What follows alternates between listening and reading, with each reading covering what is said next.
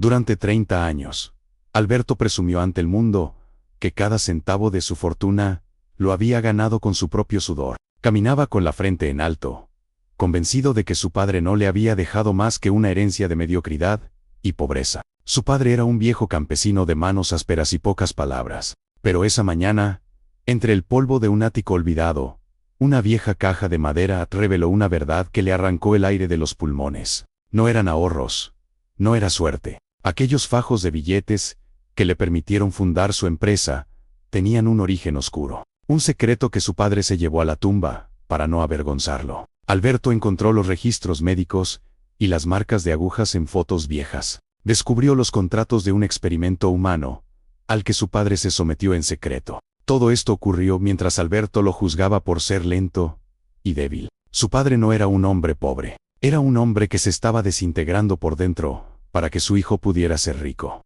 En ese momento, el lujoso reloj en la muñeca de Alberto comenzó a pesarle como si estuviera hecho de plomo. ¿Cómo pides perdón a alguien que ya no puede escucharte? ¿Cómo limpias una fortuna que fue pagada con la sangre de quien más te amó? Hoy te contaremos una historia que te hará mirar a tus padres de una forma que nunca imaginaste. Bienvenido a Voces del Legado, un espacio para reflexionar sobre las verdades que el orgullo nos impide ver. Antes de revelar qué fue lo que Alberto decidió hacer con su imperio tras este descubrimiento, te invito a que nos acompañes en este relato de redención. Suscríbete para no perderte ninguna de estas lecciones de vida. Pero cuidado, porque el secreto que encontró al final de ese diario no era solo sobre el dinero. Era sobre una última voluntad que Alberto aún no se atrevía a cumplir. Alberto se miraba en el espejo de su oficina, ajustando el nudo de su corbata de seda italiana, con una precisión casi quirúrgica. A sus 55 años, sentía que cada cana en sus sienes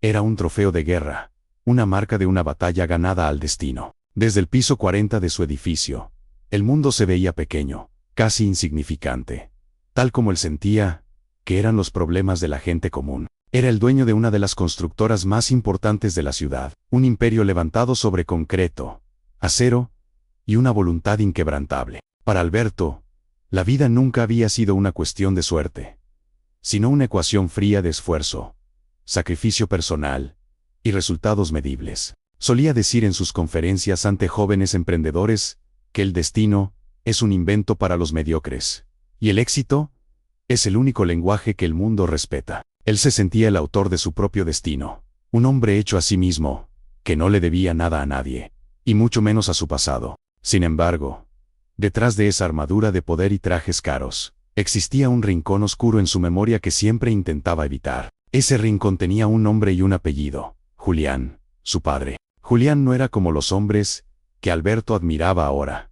No era un tiburón de los negocios, ni un líder carismático. Era un hombre pequeño, de piel curtida por el sol implacable del campo, y manos tan ásperas que parecían hechas de la misma tierra que cultivaba. Alberto recordaba, con una mezcla de lástima y desprecio, los días de su infancia, aquella casa de madera, que siempre crujía con el viento. Recordaba a su padre regresando del trabajo, con la mirada baja, cenando en silencio un plato de sopa rala, mientras Alberto soñaba con escapar de esa pobreza, que sentía como una cadena en sus pies. ¿Por qué no aspiras a más, papá?, le preguntaba con una rabia contenida, que quemaba en su garganta de adolescente. ¿Por qué te conformas con esta vida de migajas, mientras otros lo tienen todo? Julián, sin soltar su vieja cuchara de madera, solo levantaba los ojos, unos ojos cargados de una fatiga que Alberto confundía con falta de carácter. Hijo, decía con una voz que parecía venir de lo más profundo de una mina, hay pesos que se cargan en silencio para que otros puedan caminar ligeros. En aquel entonces, Alberto no tenía tiempo para metáforas ni para la sabiduría del campo. Él quería dinero, quería respeto, quería salir de ese agujero. Años después, cuando Julián murió, Alberto experimentó una sensación que le dio vergüenza admitir. No fue dolor, fue un alivio amargo. Sentía que el último hilo que lo unía a la escasez se había cortado por fin. Pero la verdadera sorpresa llegó tras el entierro, cuando el abogado del pueblo le entregó una libreta de ahorros a nombre de su padre. Al abrirla, Alberto se quedó sin respiración. Había $50,000 depositados a lo largo de los últimos 10 años de vida de Julián. ¿De dónde había sacado un campesino jubilado semejante cantidad de dinero? Alberto Cegado por su propia soberbia, construyó una explicación que encajaba con su visión del mundo. Su padre había sido un tacaño extremo. Se convenció de que Julián había preferido ver a su hijo pasar necesidades y vestir ropa remendada, con tal de acumular billetes bajo el colchón. Murió como un pobre para dejarme una herencia que no tuvo el valor de usar, pensaba Alberto con un desprecio que justificaba su falta de luto. Con ese capital inicial, Alberto fundó su primera constructora. Y cada vez que alguien le preguntaba por su éxito, él omitía la parte de la herencia o la contaba como un pequeño empujón de una familia ahorradora. 30 años habían pasado desde entonces, y la vieja casa de campo se mantenía en pie como un monumento al olvido. Alberto finalmente decidió que era momento de venderla. No soportaba la idea de que ese lugar siguiera existiendo, recordándole quién era antes de los trajes de seda. Sin embargo, el contrato de venta exigía que la propiedad fuera entregada vacía. A regañadientes, Alberto condujo 3 horas fuera de la ciudad, dejando atrás sus rascacielos, para entrar en el reino del polvo y los recuerdos. Al entrar en la casa, el olor a madera vieja y a la colonia barata que usaba su padre lo golpeó como un puñetazo en el estómago. Todo estaba igual, como si el tiempo se hubiera congelado para esperarlo y obligarlo a mirar. Subió las escaleras hacia el ático, el lugar donde Julián solía encerrarse a leer periódicos viejos durante sus últimos y débiles años. Buscaba unos documentos de propiedad, pero sus dedos rozaron algo diferente bajo un tablón de madera que no estaba bien encajado cerca de la ventana. Era una caja de madera de cedro, pesada, con las iniciales de su padre grabadas de forma tosca. Al abrirla,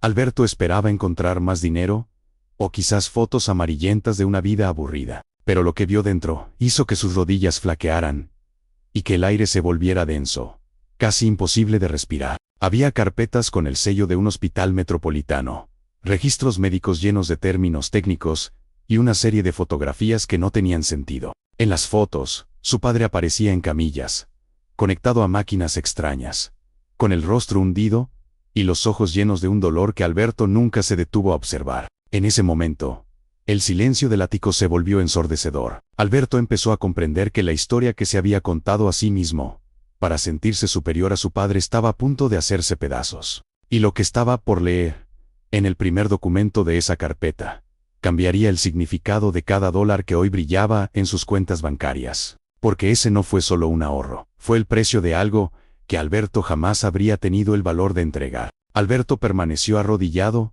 sobre el suelo polvoriento del ático, con la tapa de la caja de cedro aún vibrando entre sus dedos. El silencio de la casa, que antes le parecía pacífico, ahora se sentía como una presión física contra sus oídos. Con manos temblorosas, tomó la primera carpeta, una de color azul desvaído, que tenía el sello del Instituto de Investigaciones Clínicas Avanzadas. Al abrirla, lo primero que cayó al suelo fue una tarjeta de identificación con la fotografía de su padre. Pero no era el Julián que él recordaba en su vejez, sino un hombre que parecía haber envejecido 10 años en un solo instante. En la foto, Julián tenía el rostro demacrado y una mirada que Alberto no lograba descifrar. Era una mezcla de terror y una determinación absoluta. Alberto comenzó a leer los documentos, y cada frase era como un golpe de martillo contra el pedestal de su propia importancia. Paciente, Julián Méndez, protocolo de estudio, fase 3 de toxicidad y respuesta inmunológica. Alberto no era médico, pero entendía lo suficiente para notar palabras como efectos secundarios severos, riesgo de insuficiencia orgánica y compensación por riesgo extremo. Sus ojos saltaban de una página a otra, buscando una explicación que no fuera la que su corazón empezaba a sospechar. Encontró un contrato firmado con la letra torpe de su padre, esa misma caligrafía que Alberto solía burlar cuando era niño. El contrato estipulaba que, a cambio de participar en pruebas de medicamentos experimentales que aún no habían sido aprobados para humanos, Julián recibiría pagos mensuales depositados directamente en una cuenta de ahorros. Los pagos aumentaban, y el paciente aceptaba dosis más altas o procedimientos más invasivos. Alberto sintió un escalofrío que le recorrió la columna vertebral de arriba a abajo. Recordó de repente los años en que él estaba en la universidad, viviendo en la capital, y quejándose de que el dinero que su padre le enviaba no era suficiente para un estilo de vida digno. Recordó las llamadas telefónicas donde le reprochaba a Julián: ¿por qué suenas tan cansado, papá? Porque siempre te falta el aire. En aquel entonces, Alberto pensaba que su padre simplemente se estaba volviendo un viejo perezoso, que ya no quería trabajar la tierra. Incluso llegó a pensar que Julián usaba su supuesta fatiga para manipularlo emocionalmente y hacerlo sentir culpable por estar lejos. Pero los papeles decían otra cosa muy distinta. Había informes de enfermería que describían episodios de fiebre alta, dolores articulares insoportables y vómitos constantes después de cada sesión de tratamiento. El paciente insiste en continuar a pesar de la recomendación médica de detener el estudio debido al deterioro físico, decía una nota al margen escrita por un doctor. Alberto pasó a la siguiente carpeta y encontró algo que le dolió más que cualquier informe médico: cartas que nunca fueron enviadas. Eran borradores que Julián escribía en las noches de insomnio en el hospital, dirigidas a él. Hijo, hoy me duele un poco el cuerpo, pero el doctor dice que los números van bien, decía una de las cartas. No te preocupes por el dinero de la matrícula. Ya encontré una forma de conseguirlo sin tener que vender la parcela. Sigue estudiando, Alberto. Haz que cada gota de este esfuerzo valga la pena. No mires atrás. Mira siempre hacia arriba. Alberto sollozó, un sonido ronco que nunca antes había salido de su garganta. Entendió que cada libro que compró, cada traje que usó para sus primeras entrevistas y cada dólar que usó para fundar su empresa, tenía un rastro de dolor físico que su padre había ocultado con un heroísmo silencioso. Su padre no era un tacaño, era un mártir que había vendido su propia salud, pedazo a pedazo, para que su hijo no tuviera que arrodillarse ante nadie. Mientras Alberto le gritaba por teléfono, exigiendo más éxito y más dinero, su padre estaba en una cama de hospital, prestando su cuerpo para experimentos peligrosos, solo para llenar esa cuenta bancaria. Aquella herencia de mediocridad que Alberto tanto despreciaba era en realidad el sacrificio más puro que un ser humano podía hacer por otro. La soberbia de Alberto, que lo había acompañado como una corona durante 3 décadas, se deshizo como ceniza en el viento. Miró sus propias manos, cuidadas y limpias, y las comparó con la imagen de las manos de su padre en los informes, marcadas por las vías intravenosas. Se sintió pequeño, miserable y profundamente ingrato. Había construido un imperio creyendo que era un gigante, solo para descubrir que era un niño sentado sobre los hombros de un gigante que se había desangrado para sostenerlo. Pero justo cuando pensaba que el descubrimiento no podía ser más doloroso, encontró un sobre pequeño al fondo de la caja. El sobre estaba sellado con cera y tenía una instrucción escrita con urgencia: para Alberto, solo cuando esté listo para saber el final del camino. Alberto dudó por un momento. Su vida ya estaba fracturada. Quería realmente saber qué más había ocultado su padre, pero sabía que ya no podía huir más del hombre que realmente le dio todo. Lo que no sabía Alberto era que ese sobre contenía una revelación que pondría a prueba no solo su carácter, sino el futuro de toda su empresa. Porque ese dinero no solo venía de un sacrificio físico, venía de una decisión moral que su padre tuvo que tomar en el último segundo. Alberto sostuvo el sobre sellado con cera como si fuera una granada, a punto de estallar en sus manos. El aire en el ático se sentía cada vez más pesado, cargado de un polvo que parecía llevar consigo el eco de los suspiros de su padre. Miró el sello, una marca roja que Julián había presionado con fuerza, como queriendo encerrar allí su último aliento. Con un movimiento lento y casi doloroso, Alberto rompió el sello y extrajo una hoja de papel amarillenta, escrita con una urgencia que se notaba en cada trazo. Al empezar a leer, el mundo que Alberto había construido con orgullo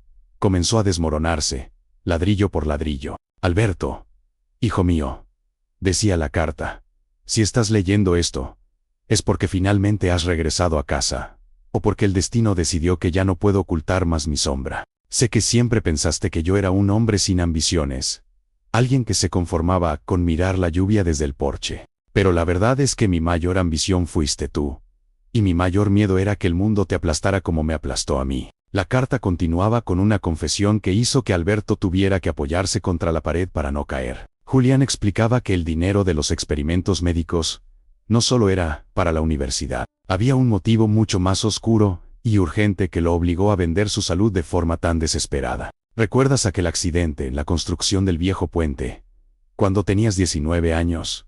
decía el texto. Alberto lo recordaba perfectamente. Él había estado trabajando un verano como ayudante, para ganar algo de dinero extra. Debido a su arrogancia de joven que creía saberlo todo, Alberto ignoró una norma de seguridad básica y provocó un derrumbe parcial. Nadie murió, pero un trabajador quedó herido de gravedad y la maquinaria de la empresa local quedó destruida. Alberto, aterrorizado por la posibilidad de ir a la cárcel o de que su futuro profesional se terminara antes de empezar, huyó del lugar. Él siempre creyó que había tenido suerte y que la empresa simplemente no lo había denunciado por falta de pruebas. Pero la carta de su padre revelaba la cruda realidad que Alberto nunca quiso ver. Esa tarde regresaste a casa temblando, blanco como un muerto, y me contaste lo que habías hecho. Me pediste que te ayudara, y yo te dije que me encargaría de todo. Lo que nunca te dije fue que el dueño de la constructora me dio una opción: o pagábamos los daños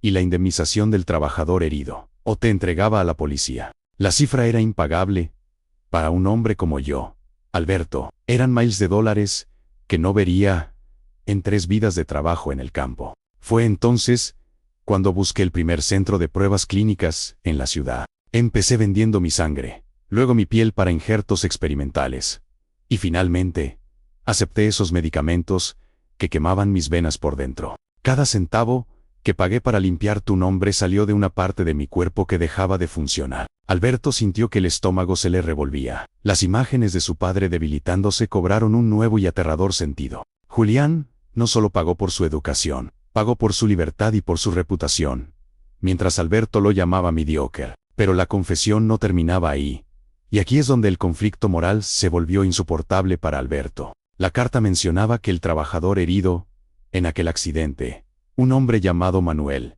nunca se recuperó del todo. Julián, sintiendo una culpa que no le correspondía, había estado enviando dinero anónimamente a la familia de Manuel durante años. Alberto, el dinero que te dejé en la cuenta, esos $50,000, no eran para que te hicieras rico, eran para que, cuando tuvieras éxito, buscaras a Manuel y te aseguraras de que su familia nunca pasara hambre. Ese dinero tiene una mancha de injusticia que solo tú puedes limpiar. Ahora que yo no estoy, hice lo que hice por amor a ti, pero me equivoqué al no enseñarte que cada acto tiene una consecuencia. Alberto miró a su alrededor, a su traje caro, a las llaves de su auto de lujo estacionado afuera. Todo lo que poseía, absolutamente todo, era el fruto de un soborno que su padre pagó con su propia vida, para salvarlo de un error de juventud. La constructora, que Alberto dirigía con puño de hierro, nació del dolor de un hombre que quedó lisiado por su culpa. El éxito de Alberto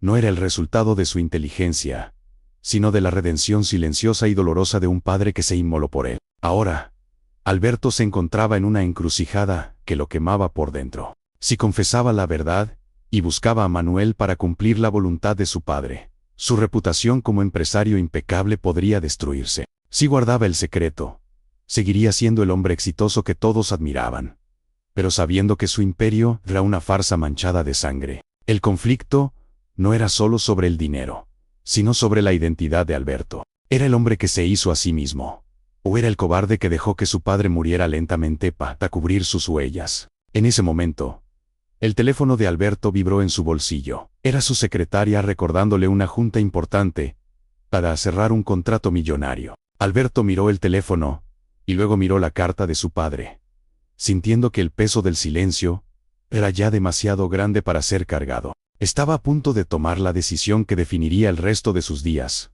una decisión que marcaría el inicio de su caída, o de su verdadera salvación. Alberto cerró la carta con una violencia repentina, como si el papel estuviera impregnado de un veneno que le quemaba las manos. El sonido de la notificación en su teléfono de última generación parecía ahora el golpe de un mazo en un tribunal de justicia. Junta de accionistas en 20 minutos, decía el mensaje que iluminaba la pantalla con una luz fría y artificial. Él miró el lujoso reloj en su muñeca, una pieza de oro que costaba más de lo que su padre ganaba en 5 años de cosecha. Por primera vez en su vida, Alberto sintió un asco profundo por el brillo del metal y el tic-tac incesante del tiempo. Pero el orgullo, ese viejo y oscuro compañero, que lo había escoltado hasta la cima, le habló al oído con una voz seductora. Si cuentas la verdad ahora, lo perderás todo. susurró su mente fría, acostumbrada a calcular riesgos y beneficios. Tu reputación,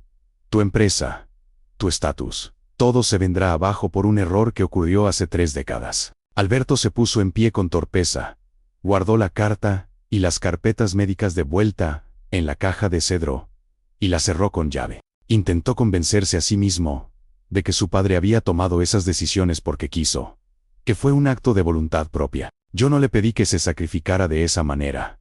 Se mentía a sí mismo, mientras bajaba las escaleras de la vieja casa, evitando mirar las fotos en las paredes. Él eligió el silencio durante 30 años. Por lo tanto, el secreto debe morir con él en este ático. Alberto entró en su auto de alta cilindrada y aceleró con furia de regreso a la ciudad, intentando que la velocidad borrara el peso de su conciencia. Durante la reunión con los accionistas, su voz no tembló, pero sus ojos no lograban enfocarse en los gráficos de ventas ni en las proyecciones de lucro. Él veía, en cada mancha de la pared y en cada sombra de la sala, el rostro demacrado de Julián, aquella cama de hospital. La propuesta, en la mesa, era la construcción de un nuevo complejo residencial de lujo, justo en el mismo terreno donde estuvo la vieja fábrica del accidente. El destino parecía estarse burlando de él, colocándolo de nuevo en el lugar exacto donde su cobardía había comenzado. En lugar de confesar, de cancelar el proyecto, o de pedir un momento de reflexión por respeto a la memoria de su padre, Alberto hizo lo opuesto. Él aprobó el inicio de las obras con una agresividad que desconcertó a sus socios más cercanos. Quiero que derriben todo de inmediato, ordenó con una voz cargada de una rabia que no pertenecía a ese salón de juntas. No quiero que quede ni una sola piedra de esa vieja fábrica en pie. Limpien el terreno hasta que no quede rastro del pasado. Su error no fue solo el silencio, sino el intento activo de asesinar la memoria del sacrificio de su padre. Pensó que, al destruir el lugar físico del accidente, lograría finalmente destruir la culpa que le corroía las entrañas. Pero el universo no olvida las dedas de sangre ni los sacrificios entregados en el altar de la ingratitud. Esa misma semana, Alberto comenzó a sufrir pesadillas vívidas, donde sus manos se transformaban en agujas de hospital. Despertaba a mitad de la noche, empapado en sudor frío, jurando que podía oler el aroma antiséptico y enfermedad en su habitación de lujo. Su esposa, Elena, una mujer que siempre había admirado la fortaleza de Alberto, notó que algo se había roto dentro de él. Alberto, desde que regresaste de la casa de tu padre, no eres el mismo. Parece que llevas un fantasma a cuestas, le dijo una noche con ternura. En lugar de abrir su corazón y buscar la redención en los brazos de quien lo amaba, Alberto reaccionó con la arrogancia de quien se sabe acorralado. No me pasa nada. Deja de intentar psicoanalizarme y ocúpate de tus asuntos, le gritó, rompiendo el vínculo de confianza que los unía. Al alejar a Elena, Alberto cometió su segundo gran error. Se aisló en su propia torre de cristal, rodeado de dinero, pero con el alma en proceso de putrefacción. Decidió que no buscaría a Manuel, el trabajador que quedó lisiado, a pesar de que la carta de su padre se lo imploraba como última voluntad. ¿Para qué reabrir heridas que ya cicatrizaron? El hombre probablemente ni siquiera se acuerda de quién soy, se justificaba en sus monólogos internos. Pero los $50,000 de la herencia seguían en la cuenta bancaria, intocables, brillando como 30 monedas de plata de una traición moderna. Para intentar calmar su conciencia, Alberto firmó un cheque por una suma importante y lo donó a un hospital de caridad de forma anónima. Pero el arrepentimiento genuino no se puede comprar con transferencias bancarias, y la paz no se negocia con cheques de gerencia. Al intentar comprar su perdón, sin enfrentar la verdad cara a cara, Alberto selló su camino hacia la destrucción total. No sabía que, mientras él intentaba enterrar el pasado bajo toneladas de concreto, un periodista local había empezado a tirar de un hilo suelto. El secreto que Julián guardó con tanto dolor durante una vida entera estaba a punto de ser expuesto de la manera más humillante posible. Alberto, en su pedestal de orgullo y soberbia, no estaba preparado para el impacto de la realidad que se le venía encima. Había elegido el camino de la mentira, el camino que parece fácil pero que termina en el precipicio. Las voces del legado de su padre no podían ser silenciadas con cemento, ni con acero, ni con el ruido de los negocios. El error de Alberto estaba creciendo, alimentado por su propia negación, convirtiéndose una tormenta que se llevaría todo lo que él creía poseer. Y en el ojo de esa tormenta, la pregunta seguía martilleando su cráneo día y noche. ¿Cuánto vale tu imperio, Alberto? Cuando los cimientos fueron pagados, con la piel y la sangre del hombre que te dio la vida. La caída estaba a punto de comenzar, y el siguiente paso sería el más amargo de su existencia. Alberto creía que el poder del dinero y el hormigón de sus edificios podían silenciar cualquier eco del pasado. Pero el destino, al igual que los cimientos de una obra mal calculada, siempre encuentra la grieta por donde hacer colapsar toda la estructura. Una mañana, mientras Alberto se preparaba para la inauguración de su proyecto más ambicioso, un titular en el periódico principal de la ciudad lo dejó paralizado frente a su café. El oscuro origen de una fortuna. El sacrificio humano detrás del imperio inmobiliario Méndez. Un joven y persistente periodista, investigando la historia de las viejas zonas industriales, había dado con los registros olvidados del Hospital Metropolitano. Aunque el nombre de Alberto no aparecía en los contratos de negligencia médica, el periodista había logrado conectar los hilos de una red de sacrificios silenciosos. Había entrevistado a Manuel, el trabajador que quedó lisiado en aquel accidente de hace 30 años, y que ahora vivía en el olvido. Manuel, con una voz cargada de una dignidad que el dinero no puede comprar, relató cómo su vida fue destruida por un error juvenil que alguien pagó para ocultar. La noticia se propagó como un incendio forestal a través de las redes sociales, alimentada por la indignación de una sociedad cansada de los secretos de los poderosos. La imagen de Alberto, el empresario modelo y hombre hecho a sí mismo, empezó a resquebrajarse ante los ojos de sus empleados y sus competidores. Sus socios, esos mismos que brindaban con él la semana pasada, empezaron a enviarle correos gélidos, cancelando reuniones de forma indefinida. Las acciones de su constructora cayeron en picado en cuestión de horas, pero el daño financiero no era nada comparado con el vacío que Alberto sentía en el pecho. Elena, su esposa, entró en su despacho privado, con el periódico en la mano, y las mejillas bañadas por lágrimas de decepción profunda. «Dime que no es verdad, Alberto», suplicó ella con una voz rota, que le dolió más que cualquier demanda legal. «Dime que tu padre no murió vendiendo su salud pedazo a pedazo, para encubrir un crimen que tú cometiste, y del que nunca te hiciste responsable». Alberto, atrapado por su propio orgullo herido, no fue capaz de pedir perdón y demostrar un gramo de vulnerabilidad. Intentó justificarlo, gritando que todo era una exageración de la prensa, para vender ejemplares, y que él era la verdadera víctima de una difamación. «Es una conspiración, para quitarme lo que he construido», rugió Alberto, golpeando su escritorio de mármol con una desesperación ciega. Pero Elena lo miró con una mezcla de lástima y horror.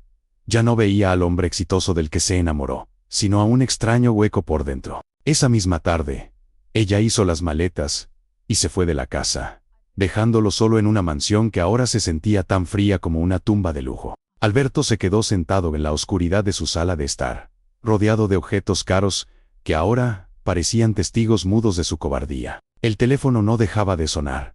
Eran periodistas hambrientos de declaraciones, abogados preocupados y acreedores exigiendo garantías inmediatas. Él decidió no contestar a nadie, desconectando el aparato y sumergiéndose en un silencio que lo obligaba a escuchar sus propios pensamientos. Subió a su habitación y, por primera vez en décadas, se sintió exactamente como aquel joven asustado que huyó de la fábrica bajo la lluvia. Entendió que, al intentar borrar el sacrificio de su padre, lo había traicionado de la forma más cruel posible, ignorando el propósito de su dolor. Su padre se había dejado desintegrar físicamente para darle una oportunidad de ser un hombre íntegro, no para que fuera un hombre de piedra. La consecuencia de su error no era solo la pérdida de su prestigio social, sino la pérdida total de su propia humanidad y de su familia. Esa misma noche, un mensajero entregó una citación judicial en su puerta. Manuel no buscaba una indemnización millonaria, buscaba la verdad.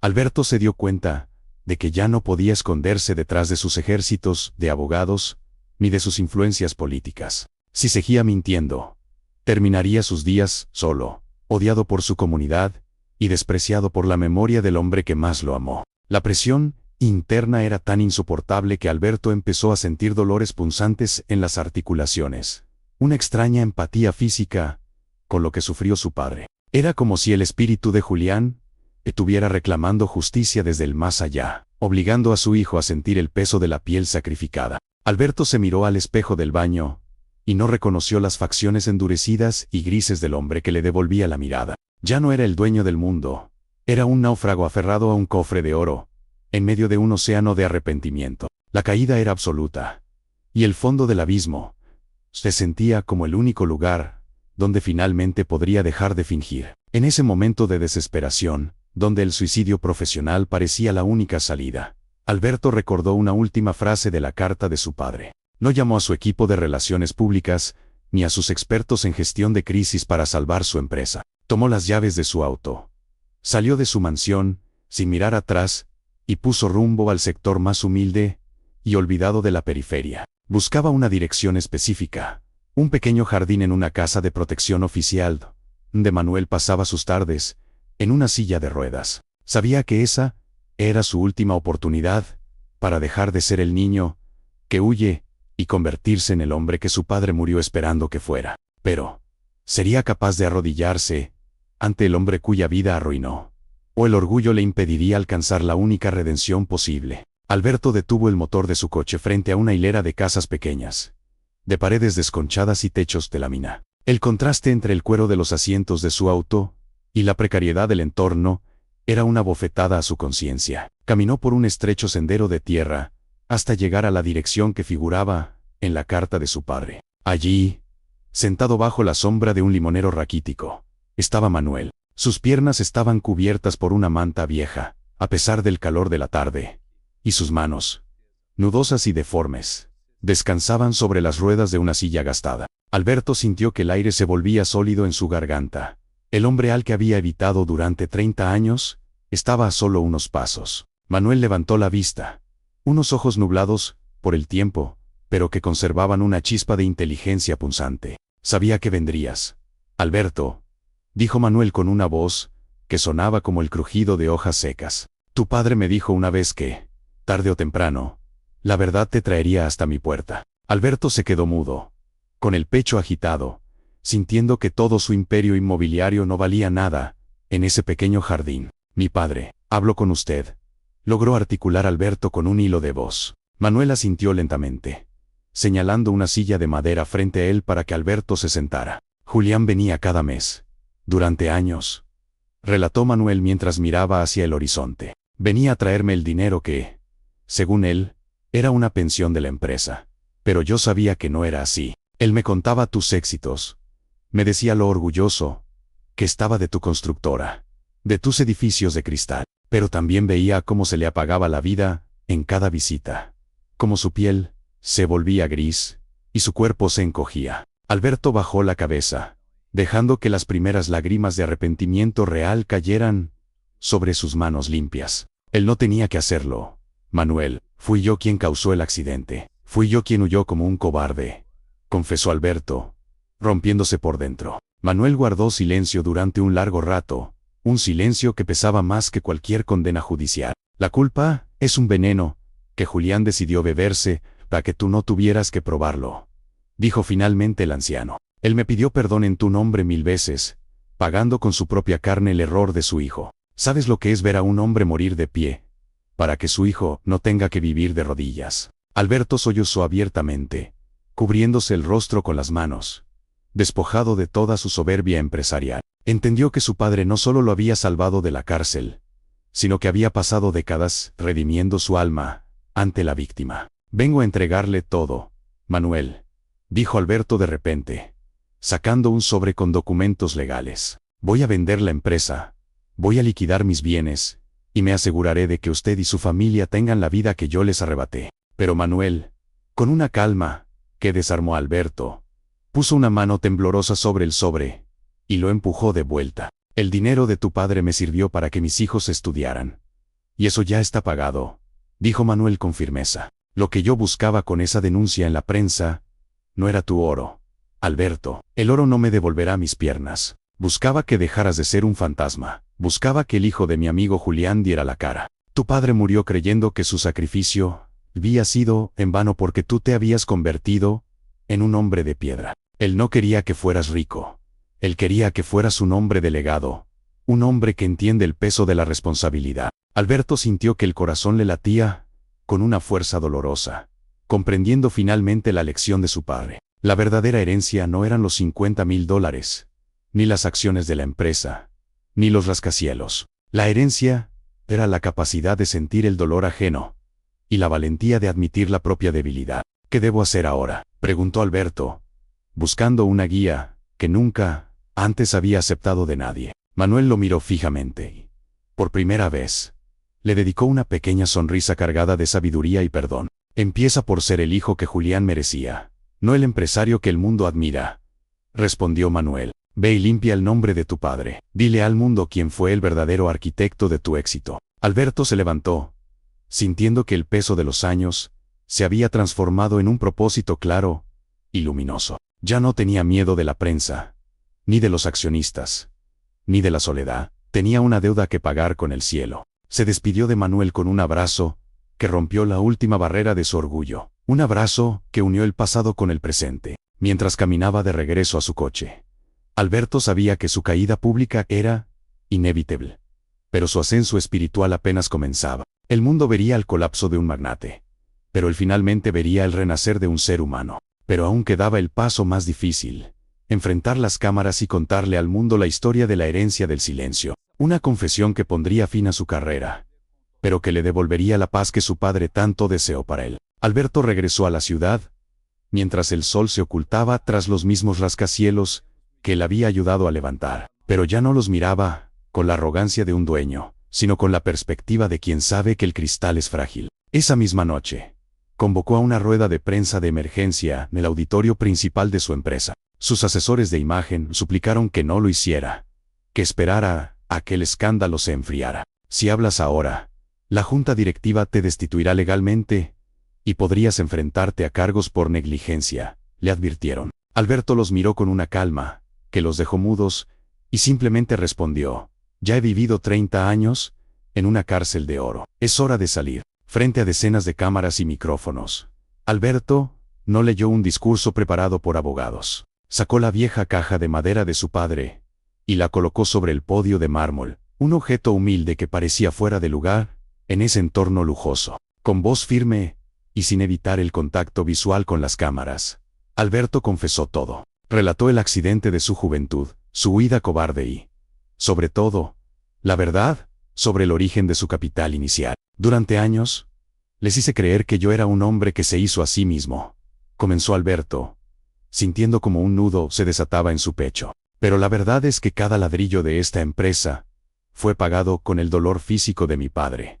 Julián Méndez. Mostró los informes médicos de los experimentos humanos, las cartas de dolor y los registros de los pagos. El silencio en la sala era sepulcral. Los periodistas, acostumbrados a las mentiras de los poderosos, no podían creer lo que escuchaban. Mi padre vendió su salud, pedazo a pedazo, para que yo no tuviera que pagar por mis errores, continuó Alberto con lágrimas en los ojos. Él murió en silencio, dejando que yo lo juzgara de mediocre, mientras él era el hombre más valiente que he conocido. En ese acto de confesión pública, Alberto anunció que renunciaba a la presidencia de la constructora, con efecto inmediato. Informó que todas sus acciones y bienes personales serían transferidos a un fondo de fideicomiso. Este fondo no solo repararía económicamente a la familia de Manuel, sino que financiaría una clínica para personas víctimas de experimentos médicos negligentes. No puedo devolverle la salud a Manuel, ni puedo traer a mi padre de vuelta,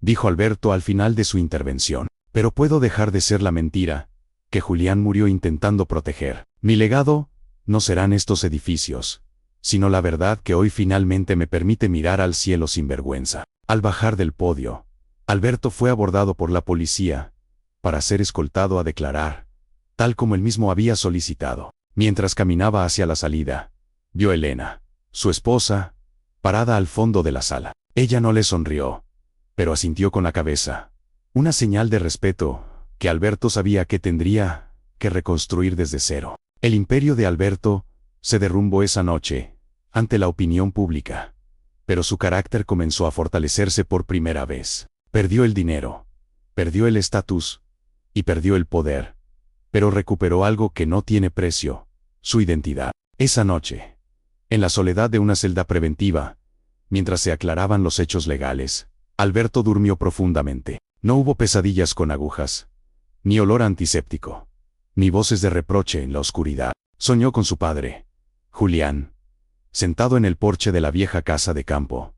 Pero esta vez no estaba cansado. En el sueño, Julián le entregaba una pala, y le decía: ahora sí, hijo, ahora puedes construir algo que el viento no se lleve. Alberto comprendió que la redención no es un destino, sino un camino que se recorre cada día, con la verdad por delante. El mundo lo llamaría fracasado, pero él sabía que, en los registros del corazón de su padre, finalmente se había convertido en un hombre de éxito. Porque el éxito no es cuánto acumulas, sino cuánto eres capaz de sacrificar para honrar a quienes te amaron. Alberto estaba listo para empezar de nuevo, sin seda, sin mármol, pero con las manos limpias y el alma en paz. La historia de Alberto nos deja una pregunta que late en el silencio de nuestras propias vidas. ¿Cuántas veces hemos juzgado el silencio de quienes nos aman, sin entender que ese silencio es el peso de una carga que llevan por nosotros? A menudo, la soberbia nos ciega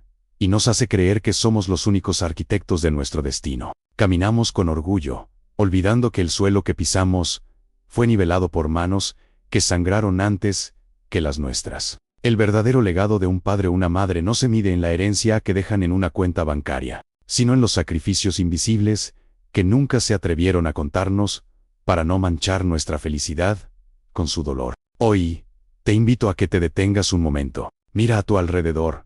Mira a tus padres, a tus abuelos, a aquellos que estuvieron antes que tú. No esperes a que un diario en un ático te cuente la verdad cuando ya sea demasiado tarde para un abrazo. La redención de Alberto comenzó cuando dejó de huir de su reflejo y aceptó que su grandeza era solo el reflejo del sacrificio de otro. ¿Y tú? ¿Estás construyendo tu vida sobre la gratitud o sobre el olvido? Si esta historia ha tocado alguna fibra de tu corazón, es porque todos llevamos un legado silencioso que merece ser honrado. En Voces de Legado, creemos que cada vida tiene una lección que merece ser escuchada, para que no se pierda en el tiempo. Te invitamos a suscribirte a nuestro canal y activar la campana de notificaciones. Al hacerlo, te unes a una comunidad que busca rescatar los valores, la fe y la redención en un mundo que a veces parece haber olvidado cómo sentir. Comparte este video con alguien que necesite recordar el valor del sacrificio y déjanos en los comentarios cuál es el sacrificio más grande que alguien ha hecho por ti. Leemos cada una de sus historias, porque tu voz también es parte de nuestro legado. Gracias por acompañarnos hasta el final. Nos vemos en el próximo relato.